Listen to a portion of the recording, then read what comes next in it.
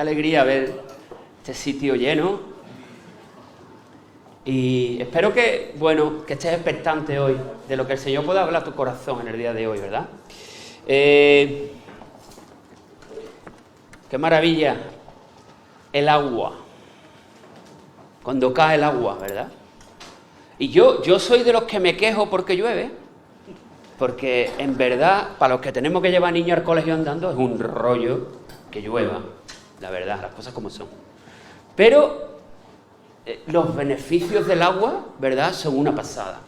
El agua limpia el ambiente, el agua, estamos ya, creo que estábamos ya casi a punto de entrar en estado de sequía en nuestro país, porque lleva sin llover en condiciones un montón de tiempo.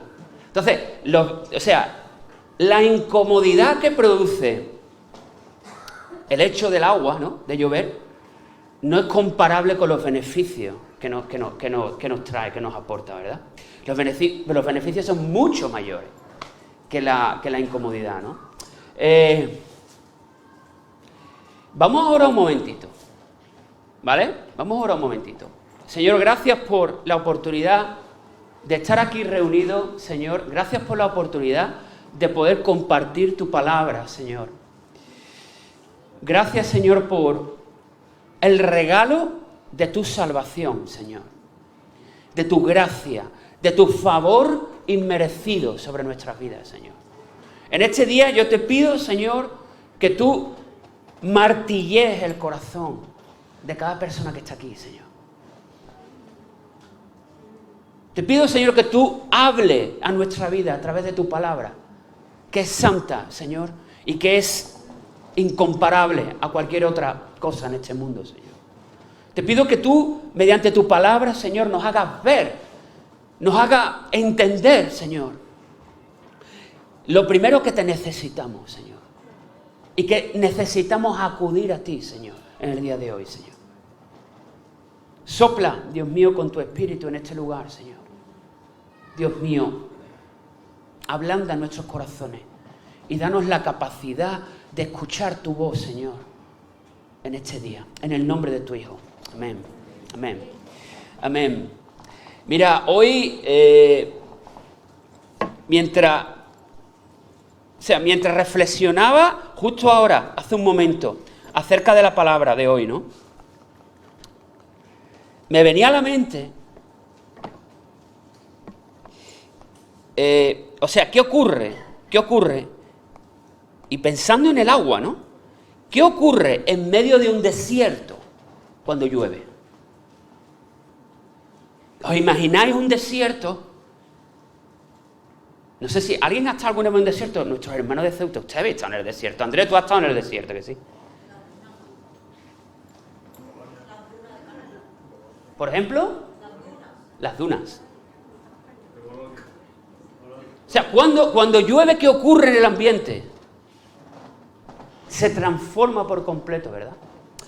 Y hoy os quiero hablar.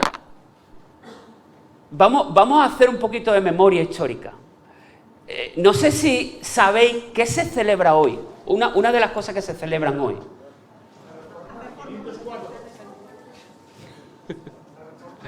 Hoy es el día de la Reforma, ¿verdad? Hoy es el día de la Reforma protestante. Hoy, 31 de octubre de 1517, Martín Lutero cogió esas 95 tesis y las clavó en la puerta de la iglesia del castillo de Wittenberg, en Alemania, hace ya 500 y pico de años. 504, perdón, sí, es que no escucho bien desde aquí. 504 años, correcto, sí. Un hecho histórico que cambió la historia, ¿sí? Cambió la historia. Y me parece, en estos días he estado leyendo un poco acerca de las circunstancias que rodearon esa transformación profunda que ocurrió en el corazón de ese hombre. Y si quisiéramos encontrar un símil que pudiera describir en parte lo que este hombre experimentó como la lluvia caía sobre un corazón que estaba desierto y un corazón que estaba seco, ¿sí? La biografía de Lutero es súper interesante. No voy a hablar de eso hoy, pero voy a mencionar varias cosas, ¿vale? No sé si sabéis, pero al parecer Lutero fue un hombre cuyo padre tenía ciertas expectativas sobre él. Su padre quería que él fuese abogado, que estudiase Derecho en la universidad. Sin embargo, una experiencia fuerte que tuvo le hizo cambiar sus perspectivas laborales, llamémoslo así, ¿no? Este hombre dice que iba un día a caballo, empezó a estudiar Derecho, iba un día a caballo y se desató una tormenta, cayó un rayo justo cerca de él y dice que le salió del corazón decir: Santa Ana, sálvame y me hago monje. Fijaros. Y efectivamente sobrevivió. Y eso es lo que le motivó a Lutero a dedicar su vida a ser monje. Ahora, según puedo ver, leyendo un poco la biografía de Lutero, en realidad yo creo que la vida monástica produjo en Lutero un desencanto y una frustración tremenda. Porque era una vida basada en haz, ayuna. El mismo Lutero dice que a veces estuvo a punto de la muerte a causa de los ayunos. ¿Y sabéis qué pasaba? A pesar de todos esos ayunos, él no sentía cómo la lluvia caía en el desierto. Ayuno, voto de pobreza, voto de silencio. Haz esto, haz lo otro. Llegó un momento en el que Lutero se iba a volver loco, este hombre se iba a volver loco. Comenzó a estudiar las escrituras de cabo a rabo. Y al parecer fue un pasaje de Romanos 1:17, el que, estudiando y meditando en este pasaje, el Señor le habló. Y de momento cambió su experiencia y su perspectiva de lo que era la justicia de Dios. Para Lutero, hasta ese momento, la justicia de Dios significaba que Dios rechazaba y ajusticiaba al ser humano implacablemente. Y él, su mente se debatía entre una fe y un resentimiento respecto a Dios, porque no terminaba de comprender ese aspecto de Dios, ¿verdad? Hasta que leyendo este pasaje, está en Romanos 1:17, dice que, aquí está escribiendo el apóstol Pablo a la iglesia de Roma y dice: porque en el Evangelio, la buena noticia, la justicia de Dios se revela por fe y para fe, como está escrito: el justo por la fe vivirá. Lutero, leyendo este pasaje una y otra vez, comprendió que la justicia de Dios que aquí se menciona es un regalo. No es algo que puedes conseguir mediante ayuno y mediante esfuerzo tuyo. Sino la justicia que Dios ofrece es una justicia que es algo regalado. Cuidado, ten cuidado con esto. El hecho de que sea algo regalado no implica que sea gratis, ¿eh? Los regalos cuestan dinero, ¿no? Hoy es el cumpleaños, ayer, es el cumpleaños de nuestra Isa. Seguro que el Juanjo se la ha currado ahí, todo fuerte. Y aunque ella lo perciba como un regalo, alguien ha tenido que pagar esa cuenta, ¿o no? ¿Sí?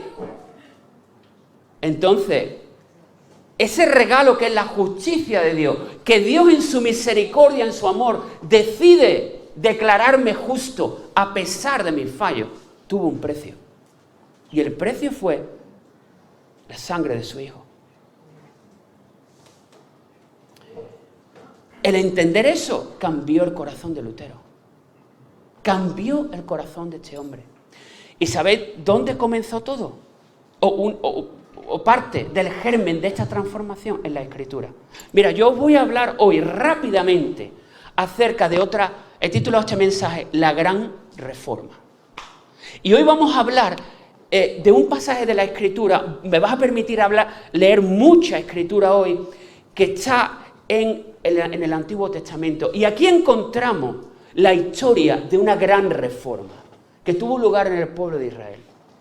Acompáñame a el libro de Segunda de Reyes. Y hoy vamos a ver rápidamente la historia del rey Josías. Mira, esta es una de esas historias en las que la gente que llevamos tiempo asistiendo a la iglesia, seguramente en alguna ocasión la hemos escuchado. Pero pocos mensajes he escuchado yo acerca del rey Josías, quizás, ¿vale? Entonces, en parte, para mí ha sido como descubrir algo nuevo. Y hay algo súper especial en esta historia. Mira, te pongo un contexto. Nos vamos a estar moviendo por Segunda de Reyes 22 y 23, ¿verdad? Ahí está la historia de este rey. La historia empieza con algo bastante duro y bastante peculiar. ¿Sabes qué? Josías, su padre, se llamaba Amón. ¿Sabes qué le pasó al padre de Josías? Josías perdió a su padre cuando era un niño. El rey Amón fue un rey, primero, que no obedeció al Señor. Y además, te voy a leer un versículo que me llamó mucho la atención. Dice en Segunda de Reyes 21, en el capítulo anterior que he mencionado. Dice la Biblia, Amón tenía 22 años. Segunda de Reyes 21, 19. Dice, Amón tenía 22 años cuando subió al trono y reinó en Jerusalén 2 años. Su madre se llamaba Mesulemet y era hija de Haruz de Jotba. Él hizo lo malo ante los ojos del Señor, tal como su padre Manasés. Ya tenemos 2 generaciones haciendo lo malo, desobedeciendo al Señor, no teniéndolo en cuenta. 2 generaciones, Manasés y Amón. Manasés era el abuelo de nuestro protagonista y Amón el padre. Siguió el ejemplo de su padre al rendirle culto a los mismos ídolos que su padre había venerado. Fíjate en este versículo. Abandonó al Señor, Dios de sus antepasados. Fíjate en esto, porque implica intencionalidad. Y se negó a andar en los caminos del Señor. Este hombre Amón se negó a andar en los caminos del Señor. Este es el contexto de Josías. ¿Qué ejemplo había visto este chaval? Un ejemplo chungo, ¿no? Un ejemplo... No sé cómo sería Amón como padre. Como líder espiritual, fue un tío que no dio la talla. Como padre no lo sabemos. Pero si como líder, ¿no? O como responsable del pueblo no das la talla. Fíjate lo que dice la Biblia. Tiempo después, los propios funcionarios de Amón conspiraron contra él y lo asesinaron en su palacio. Pero los habitantes del reino mataron a todos los que habían conspirado contra el rey Amón y luego proclamaron rey a su hijo Josías. O sea, a este hombre lo matan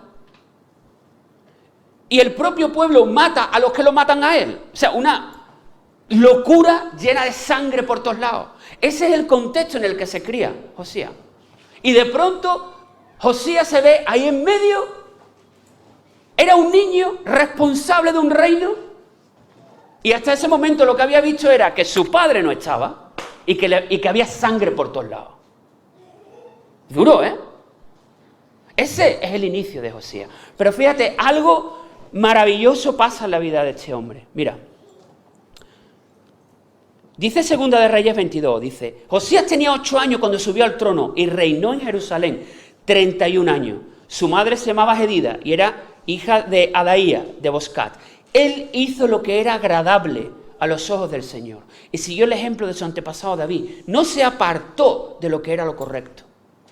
A pesar de tener un inicio, un trasfondo complicado, lleno de sangre, que, déjame decirte esto, lleno de malos ejemplos. Lleno de malos ejemplos. Desde pequeño, Josías, algo había en su interior. Fíjate, sabes que muchas veces el libro de Reyes es un espejo del libro de Crónicas. ¿Sí? El libro de Crónicas nos cuenta muchas veces la misma historia, quizá con otros detalles que el libro de Reyes. Entonces, la historia de este rey también la encontramos en el libro de Segunda de Crónicas. Y hay un pasaje que quiero leerte rápido. Está en Segunda de Crónicas 34 y dice, durante el 8º año de su reinado, o sea, si Josías empezó a reinar a los 8, estamos hablando de que Josías tenía ahora 16. Las matemáticas ahí no fallan, ¿no? Durante el 8º año de su reinado, siendo aún joven, Josías comenzó a buscar al Dios de su antepasado David. A los 16 años, algo pasa en la vida de este hombre. Él decide dejar a un lado los malos ejemplos, la sangre, la ausencia del padre. Que te digo una cosa, eso marca tu vida. La ausencia de padre marca tu vida. Puede ser para bien o puede ser para mal. Este hombre a los 16 años decide buscar al Señor. Vamos a seguir leyendo.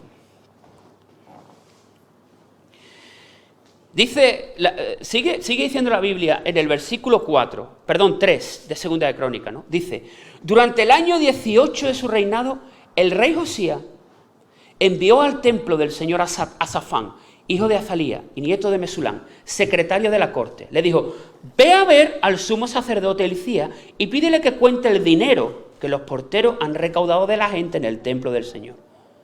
Confía este dinero a los hombres que fueron designados para supervisar la restauración del templo del Señor. Mira, fijaros, una de las cosas que forman parte de el hecho de que Josías fuera un buen rey, considerado un buen rey, fue que una de las cosas que emprendió este rey, ¿sabéis cuál fue? La restauración del templo. ¿Os podéis imaginar el estado en el que estaba el templo judío en la época de Amón y Manasés? O sea, los antepasados de Josías. ¿Cómo estaría el templo? ¿Creéis que Amón y Manasés se habían preocupado de cuidar el templo?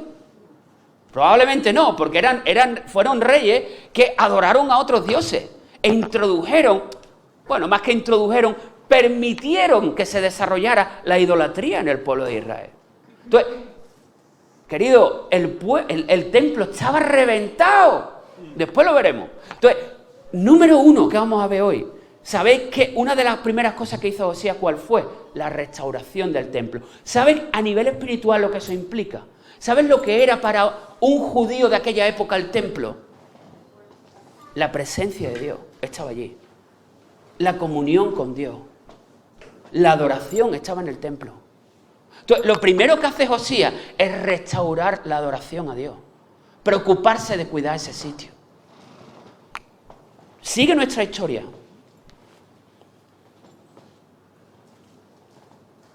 ¿Sabéis? Bueno, hay algo interesante en este punto. No sé si sabéis que a lo largo de la historia de la Iglesia cristiana, las grandes renovaciones, reformas, avivamientos, como quieras llamarlo, han estado acompañados de adoración, de música.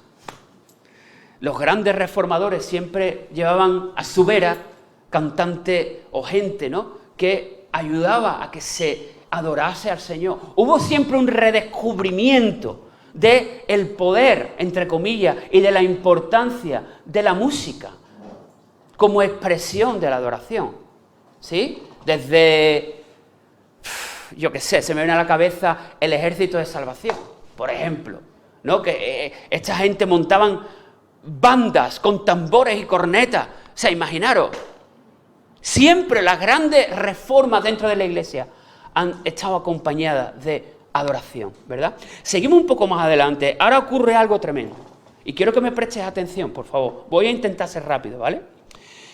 Entonces, Josías manda a este hombre al templo a un poco cuidar y a comprobar de que el dinero que se estaba recaudando le llegaba a la gente que estaba trabajando para reformar el templo, ¿sí? Y era el rey era un pasote, las cosas como son. Incluso estaba pendiente de estos detalles. Oye, señores, que a los albañiles y a los carpinteros que están renovando el templo les llegue el dinero. Cuidado, ¿eh? Importante.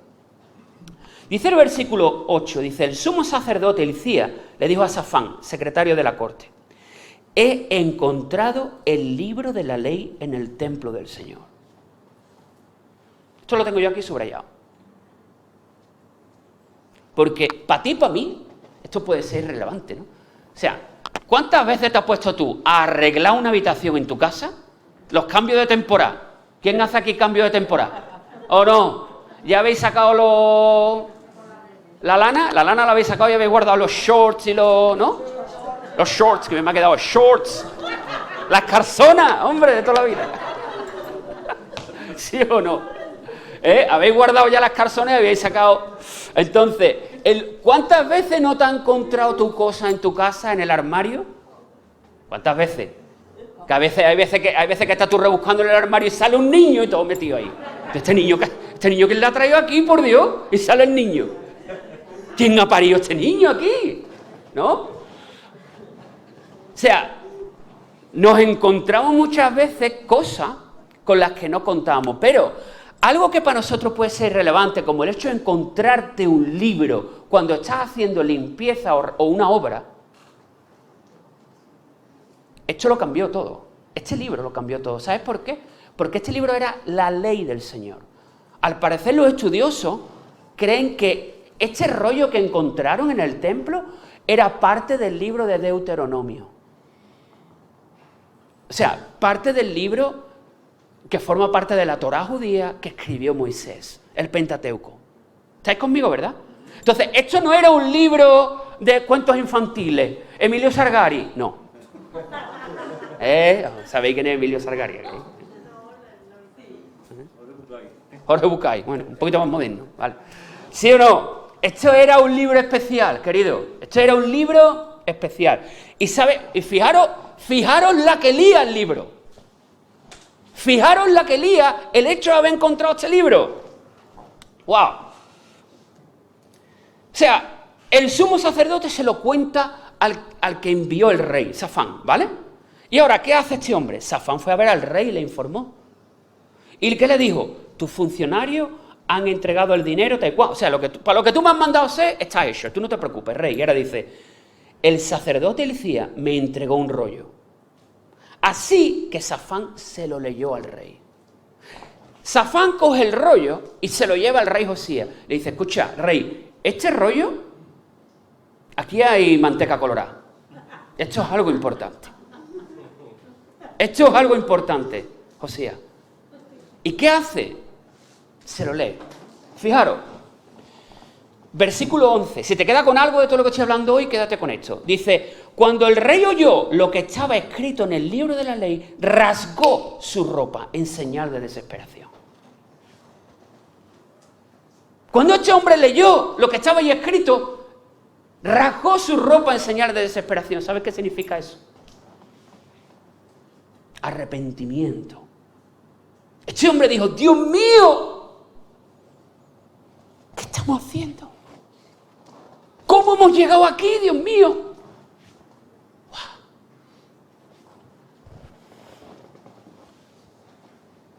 Josías, tengo escrito yo aquí, ¿vale? Se dio cuenta de que habían encontrado algo importante. Imaginaros, echando un poco la vista atrás, si se suponía que en ese libro de Deuteronomio decía que únicamente debíamos adorar a Dios, que Dios debía ser nuestro único Dios, ¿qué había estado pasando en los años anteriores? Yo me imagino a Josías con las manos en la cabeza. Pero Dios mío, ¿qué han hecho mi abuelo y mi padre? ¿Qué han estado haciendo, Señor? Tremendo, ¿eh? ¿Sabes qué hace ahora Josías? Me encanta esta parte, porque ¿sabes qué hace el rey? Yo lo he titulado, o lo he puesto aquí un apartado como el rey escudriña este libro. El rey consulta, ha entendido acerca de este libro. ¿Sí? El rey le da importancia al mensaje que hay en ese libro. Fíjate, luego dio las siguientes órdenes a Hilcías, el sacerdote, y a Hicam, hijo de Safán. Vayan al templo y consulten al Señor por mí, por el pueblo y por toda la gente de Judá. Pregunten acerca de las palabras escritas en este libro, en este rollo que se encontró. Pues el gran enojo del Señor arde contra nosotros, porque nuestros antepasados no obedecieron las palabras de este rollo. No, fíjate en esto, no hemos estado haciendo todo lo que dice que debemos hacer. En este pasaje encontramos que cuando tú y yo nos acercamos a la palabra de Dios, la leemos, la interiorizamos, la palabra nos apunta muchas veces dónde estamos resbalándonos, queridos míos, ¿verdad? Ya no se trata de que alguien te diga algo, sino que Dios mismo, mediante su palabra, está hablándole a tu corazón, ¿verdad?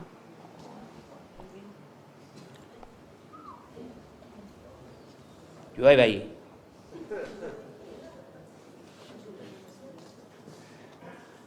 Vamos al siguiente paso. Hemos estado hablando de qué, de adoración, encuentro con la palabra, escudriñar la palabra. Vamos un poquito más. ¿Estáis bien, no? ¿Me permitís seguir un poquito más? ¿Sí? A ver, dice, me voy al versículo 23. Entonces, bueno, la historia sigue así, ¿no? El rey manda a consultar el contenido de este libro con algunos entendidos, alguna gente que tenía dones, ¿vale? Entre ellos algunos profetas, y, bueno, recibe palabra de Dios, ¿no? Que confirma la importancia de este libro. Vamos a resumirlo de esta manera. Y ahora nos vamos al versículo 23. Fíjate lo que dice aquí. Entonces, el rey convocó a todos los ancianos de Judá y de Jerusalén. Luego subió al templo del Señor, junto con todos los habitantes de Judá y de Jerusalén, acompañado por los sacerdotes y los profetas. Toda la gente, desde el menos importante hasta el más importante. Allí el rey les leyó todo el libro del pacto que se había encontrado en el templo del Señor. ¿Qué hace este hombre? Este hombre coge, reúne a toda la gente y les lee el libro. Este hombre pensó, la gente tiene que conocer esto. Yo no podía evitar pensar en Lutero. Pensar en cómo este hombre se metió en un castillo y tradujo la Biblia al alemán. Y cómo este hombre dijo, lo que yo he descubierto mediante el estudio de la Escritura, tal y como el Señor ha hablado en mi vida, esto tiene que experimentarlo la gente, por Dios. Esto tiene que experimentarlo la gente. Y Lutero se mete en una habitación a traducir la Biblia al alemán, porque hasta ese entonces la Biblia estaba en latín y únicamente los que sabían latín podían leer la Biblia. O sea, estoy viendo un espejo entre Lutero y Josías, ¿verdad?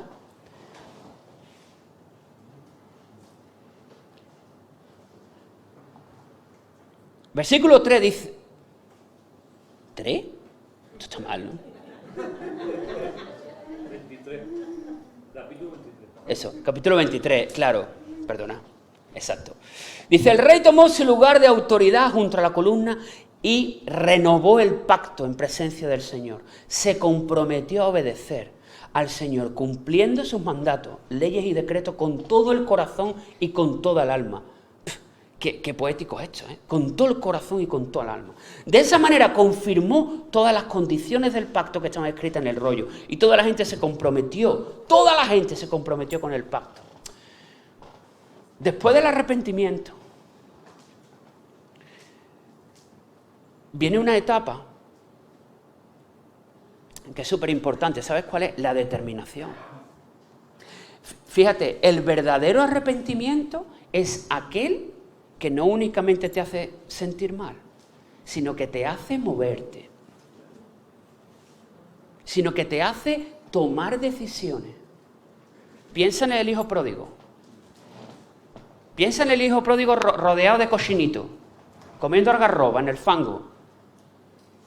Él se podía haber quedado diciendo, qué mal me siento por haberme gastado la herencia de mi padre. Y seguí comiendo algarroba, ¿verdad?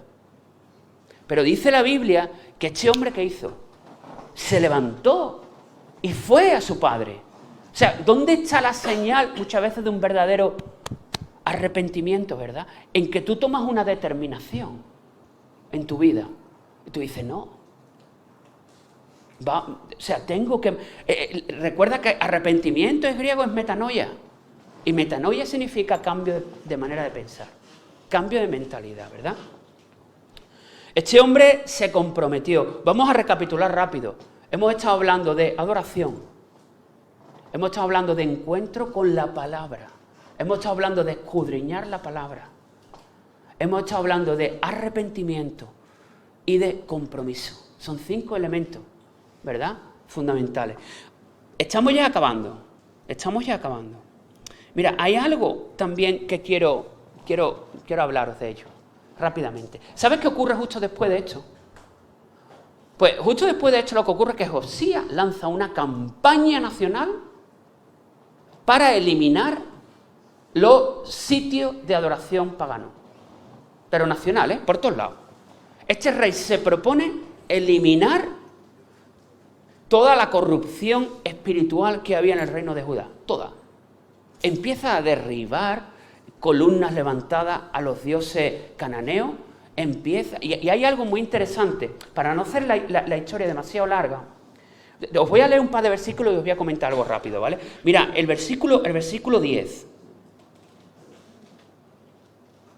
Dice, después el rey, y fíjate en la palabra que utiliza aquí la Biblia. Yo estoy leyendo la Nueva Traducción Viviente. Dice, después el rey profanó.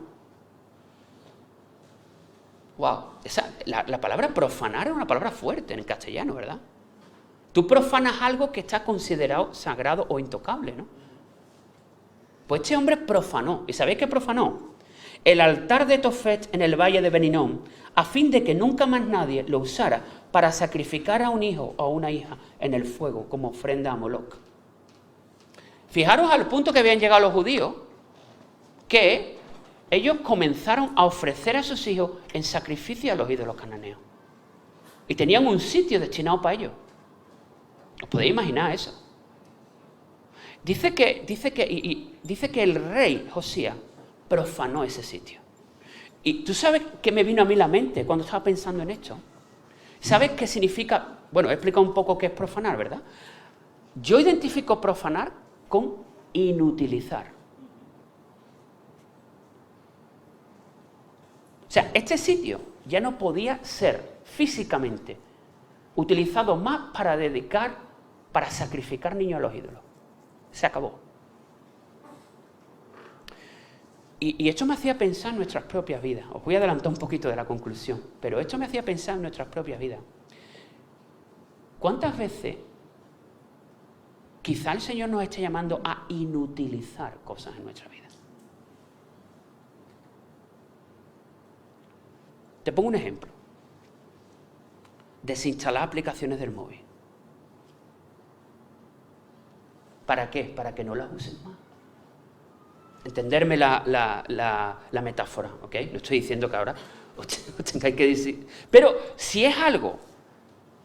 O sea, una cosa es, a ver si sé explicarme bien, una cosa es que tú decidas no hacer algo más y otra cosa es que tú la quites de tu camino. Y digas, ya no tengo la posibilidad de hacerlo más. Porque probablemente te vas a encontrar a lo largo de tu camino en un día en el que te levantas con los cables cruzados y tú dices, ay... Pues mira, a lo mejor esto no es tan malo, ¿no? ¿Te ha pasado alguna vez eso? A mí así. Querido, yo últimamente, a nivel personal, os abro mi corazón, pues he tenido que desinstalar algunas aplicaciones del móvil. ¿Y por qué? ¿Porque son malas? No son cosas esencialmente malas, pero yo sentía que a lo mejor me estaban chupando demasiado tiempo. Por ejemplo, yo decía, ostras, es que esto no se merece tanto tiempo. Porque después me quejo de que no tengo tiempo. Yo soy de los que se quejan un montón, el Señor me perdone, de que no tengo tiempo, de que ando hasta arriba, de que trabajo, de que no sé qué. Bueno, y yo sentía como que el Señor me decía, bueno, ¿y tú qué estás haciendo al respecto? A lo mejor en nuestra vida, en nuestro caminar, tenemos que desinstalar aplicaciones. Y a lo mejor algunas de esas aplicaciones son malas, Vamos a ser honestos y sinceros, no te benefician, y a lo mejor otras no es que sean esencialmente malas, pero te están apartando de lo bueno. Todo el mundo me está entendiendo en esta mañana, ¿verdad? ¿Sí? Este hombre profanó, inutilizó. ¿Con qué objetivo? De que ya no se puede usar más. Se acabó. Se acabó. Te invito a que... Hay una cosa más, perdón. Sí, hay una cosa más. Es que sin esto el círculo no se cierra totalmente, ¿sabes? ¿Sabes qué pasa después? O sea, recapitulamos. Me encantan las recapitulaciones. Vamos a ver. Adoración. ¿Sí? A ver si me acuerdo yo. Adoración. Encuentro con la palabra. Escudriñar la palabra. Arrepentimiento. Compromiso. ¿Qué me acabamos de ver ahora? Limpieza y santidad. ¡Wow! ¿Y ahora qué viene? ¿Sabes qué hace Josías después? Celebra la Pascua. ¡Wow! ¿Ustedes sabéis qué era la Pascua para un judío? Era el recordatorio de que el Señor los había sacado de Egipto. ¡Wow! Era una fiesta que celebraba la libertad que ellos habían encontrado mediante la mano de Dios que lo había sacado con poder y con milagro de debajo del yugo de los egipcios. ¿Sabéis cómo se cierra el círculo? Adoración, de nuevo, y gratitud. Adoración y gratitud. ¡Wow! Tremendo esto, ¿eh? Cuando yo descubrí este ciclo, me digo, ostras, qué guapo, ¿eh? Y esta, o sea, fijaros, esta Pascua, de algún modo, yo creo que una de las cosas que quiso hacer el rey Josías es decir, ya que mis antepasados la han fastidiado tanto, ¿verdad? Han llevado al pueblo por el mal camino, han permitido que la corrupción aquí acampe a sus anchas. Yo me siento responsable, ya que he descubierto el libro, he descubierto la importancia que tiene la espiritualidad, yo me siento responsable por, ¿sabes qué? Recordar lo bueno, recordar algo y traer a memoria, o sea, traer al presente algo que verdaderamente fue importantísimo en la historia de mi pueblo. Algo súper fuerte, súper bueno, algo en el que el Señor cambió nuestra vida en el pasado. Y sabes que cuando tú haces eso en tu vida, cuando tú echas la vista atrás y tú dices, Señor, tú me has sacado de aquí, me has sacado de aquí, has restaurado mi familia, has restaurado mi vida, le has dado un sentido a mi vida. ¿Qué fluye de tu corazón? Gratitud, adoración. Tú empiezas a darle gracias a eso. Esto es lo que pasó. ¿Sabéis que el rey Josías fue el último rey bueno, entre comillas, del reino de Judá? Y dice la Biblia, estas palabras son muy fuertes lo que dice la Biblia aquí, que no hubo otro rey, ni antes ni después de él. Fue el gran reformador del pueblo de Israel. El gran reformador del pueblo de Israel. Y ¿sabes una cosa?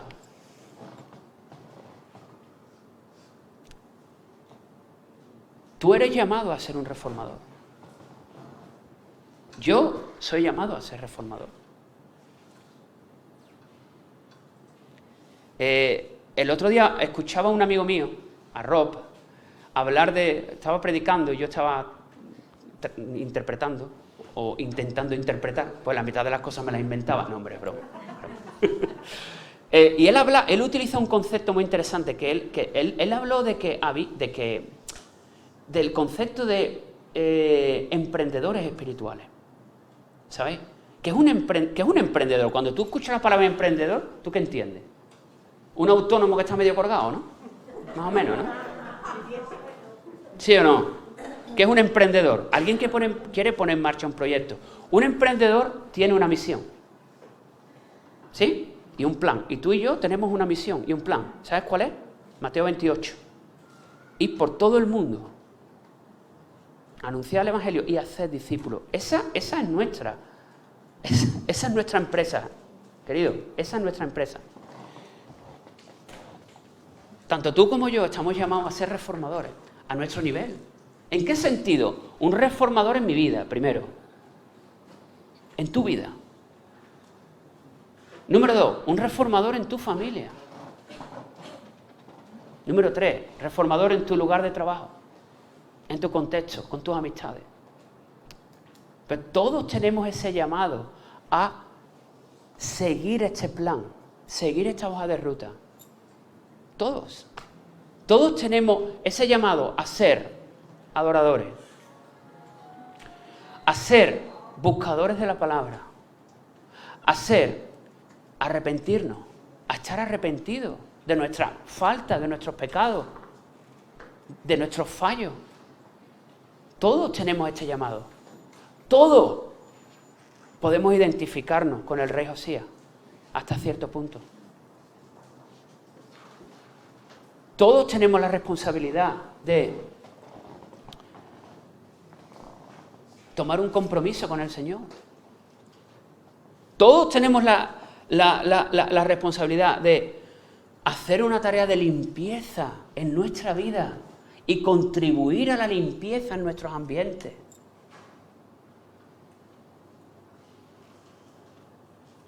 Todos tenemos la responsabilidad de arrancar, de quitar, de profanar, de inutilizar cosas, actitudes que no nos benefician a nosotros, ni benefician a nuestros hijos, ni benefician a nuestras casas, ni benefician a nuestras relaciones, ¿verdad?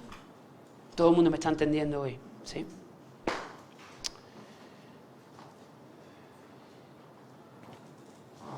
¿Sabes qué pasa?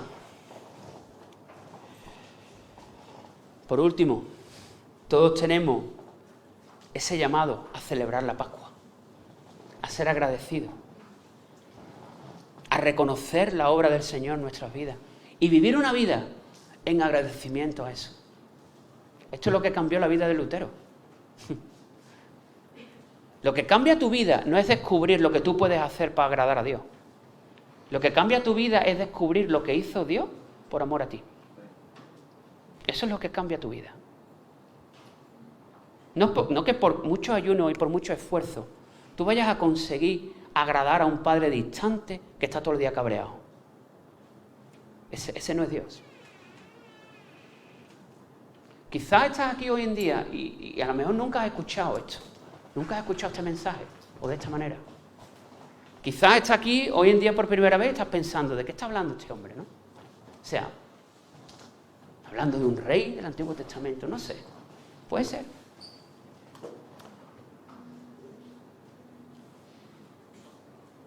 Quizá estás hoy aquí en el día de hoy y nunca has descubierto ese rollo. ¿Sí? Nunca te has encontrado, nunca te has planteado que hay un rollo que descubrir, un libro que puede cambiar tu vida. Como cambió la vida de Lutero y cambió la vida del rey Josías y la del reino entero. Pues déjame decirte en esta mañana que este libro, el acercarse a este libro, el poner este libro como una prioridad en tu vida, puede cambiar el rumbo de tus días. Puede cambiarlo. Tiene el poder para hacerlo. Tiene el poder para hacerlo. Aquí ya vemos muchos que hemos experimentado eso, ¿verdad? Quizá hoy te estás encontrando con el libro por primera vez en tu vida. ¿Sabes qué es lo que viene ahora? ¿Qué es lo que pasó con Josías? El arrepentimiento. Uno se da cuenta de que esto ha estado oculto durante tiempo y que tiene que hacer algo al respecto. Hoy es el día, hoy puede ser el día. Hoy puede ser el día. ¿Qué hago yo ahora? ¿Cómo respondo a este mensaje? Fíjate en qué hizo el rey. Después de encontrarse con el libro, él se vistió de luto, se vistió de tela áspera y dijo, ¡ay, Señor, qué estamos haciendo! Quizás hoy te estás planteando, ¿cómo puedo estar viviendo así mi vida? ¿Cómo? ¿Cómo he llegado hasta aquí? Déjame decirte, El Señor siempre tiene oportunidades, siempre, siempre. Una y otra, siempre. El Señor pone delante de nosotros oportunidad para buscarle, para encontrarnos con Él. ¿Sí? Recuerda un poco la historia, ¿verdad? Después del arrepentimiento viene el compromiso. Tenemos que decidir seguir al Señor, buscarle, tener conexión con Él, ¿verdad? Y después empieza en nosotros un proceso de sanidad y de santidad, en el que nos vamos dando cuenta de que hay cositas en nuestro corazón que tenemos que inutilizar, porque no nos vienen, tenemos que profanarlas. En el buen sentido, entenderme, por favor, ¿bien? Como resultado de este proceso, ¿qué hay? ¿Qué hay? La celebración de una Pascua, ¿verdad? El Evangelio está ahí. En la historia del rey Josías está el Evangelio. Y lo que yo te acabo de contar es el Evangelio resumido, si me permitís, en un minuto. Pero es así. A mí me gustaría, porque no quiero tomar mucho más tiempo, ¿verdad? A mí me gustaría rápidamente, dar la oportunidad de que si hay alguien aquí, en el día de hoy, que nunca se ha encontrado con el rollo, poder ayudarte en ese proceso de dedicar tu vida a Jesús, de entregarle tu vida, ¿vale? Entonces, yo voy a orar. Y si estás en ese punto, si nunca antes has hecho esta oración, si nunca antes te has encontrado con este rollo, yo te voy a invitar a que repitas conmigo esta oración. Es una oración súper sencilla y que simplemente consiste en abrirle las puertas de tu corazón al Señor. Amén.